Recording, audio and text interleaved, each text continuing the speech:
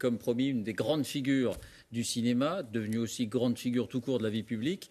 Bonsoir Gérard Depardieu, soyez le bienvenu. Alors le film que vous présentez et qui va sortir après-demain s'appelle Valley of Love, un film de Guillaume Niclou.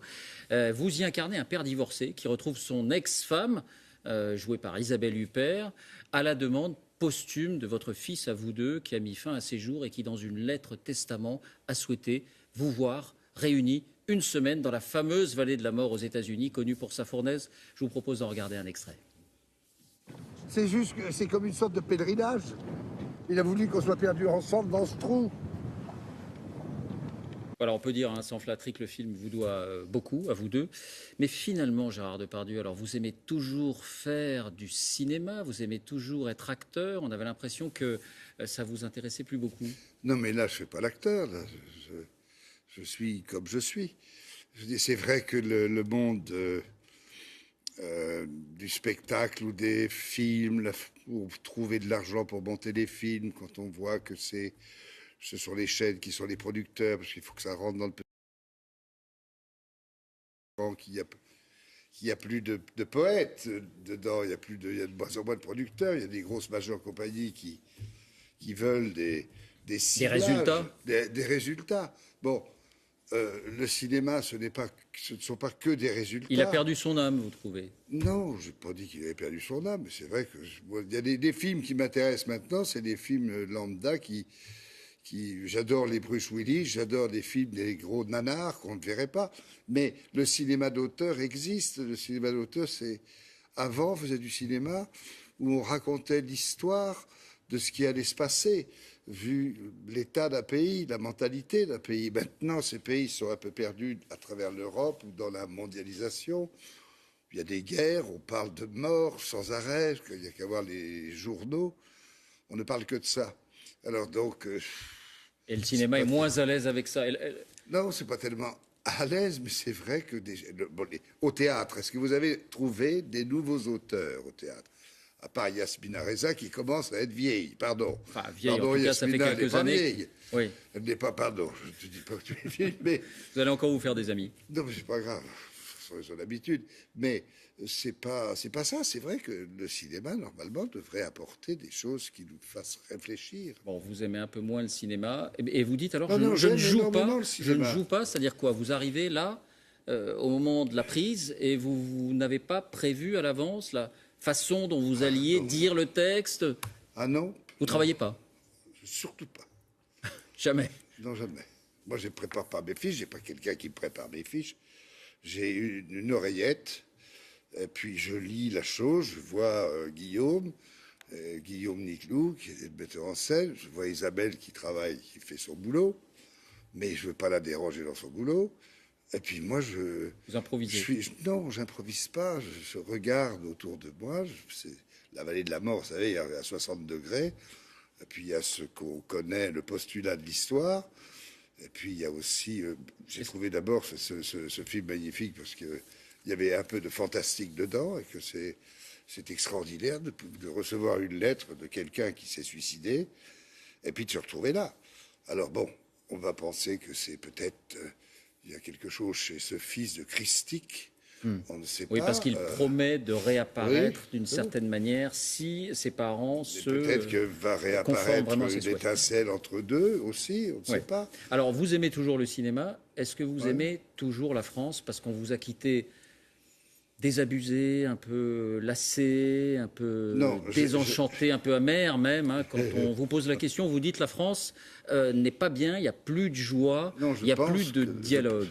Je ne pense pas que les Français soient bien. J'aime les Français et je viens de faire un film avec Gustave Kerven et Benoît Delépine, avec Benoît Poulvorde. Et j'ai eu l'occasion de traverser la France, des gens, ça part du salon agricole, hein, l'agriculture.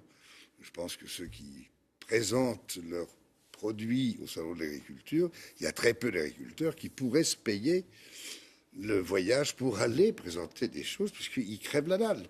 Mais ça, on s'en fout. La France va mal. Hein? La France va mal. Oui, je pense que... Il n'y a pas que la France, il y a l'Italie, il y a l'Europe, il y a tout qui va mal.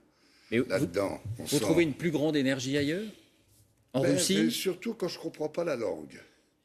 Parce que, en général, quand je comprends, j'entends que des conneries. Et je suis pas le seul. Vous pensez à la Russie? Vous apprenez le Non, russe? mais à la Russie, c'est très bien, je comprends. En Chine, par exemple, où je vais très souvent, et pourtant, Dieu sait si c'est pas facile. C'est pas facile pour les femmes en Chine ou même au Japon. Oui. C'est très difficile. Mais je comprends.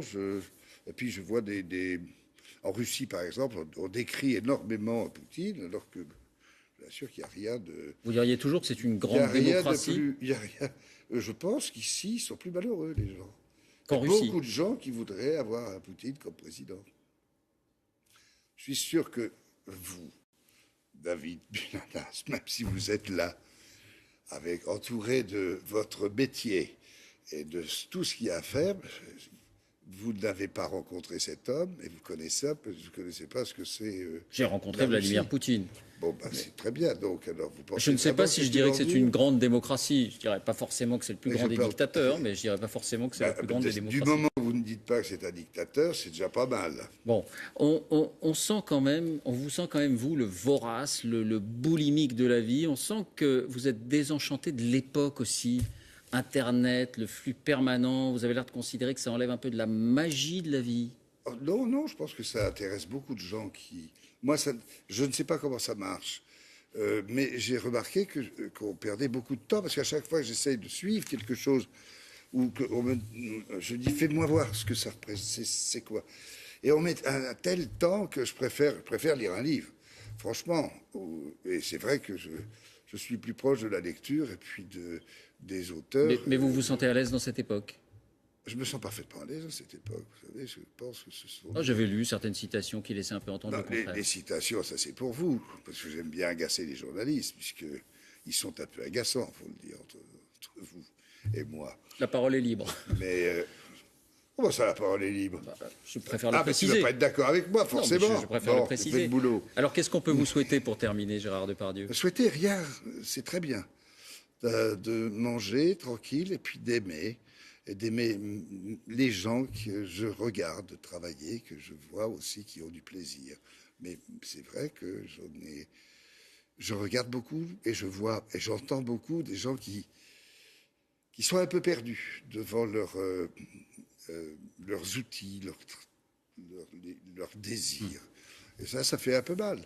Et je le vois un peu dans tous les pays de l'Europe.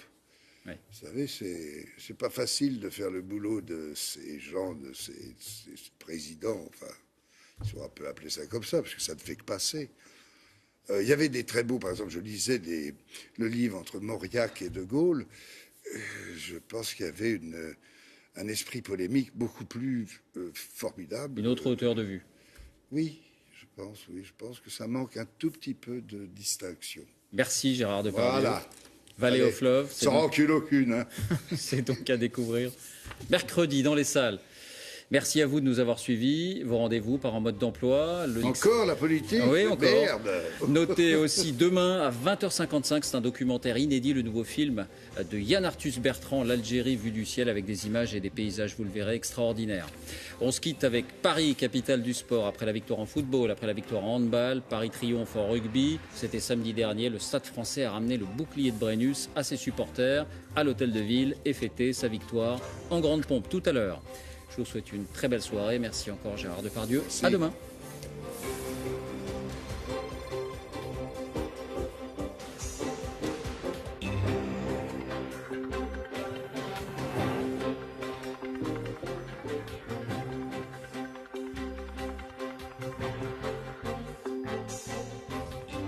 Votre soirée sur France 2. Qui est écrit pour les enfants. Mais c'est un film qui est écrit pour tout le monde. Ils font vraiment du cinéma pour tout le monde et c'est la raison pour laquelle ils peuvent aller à Cannes.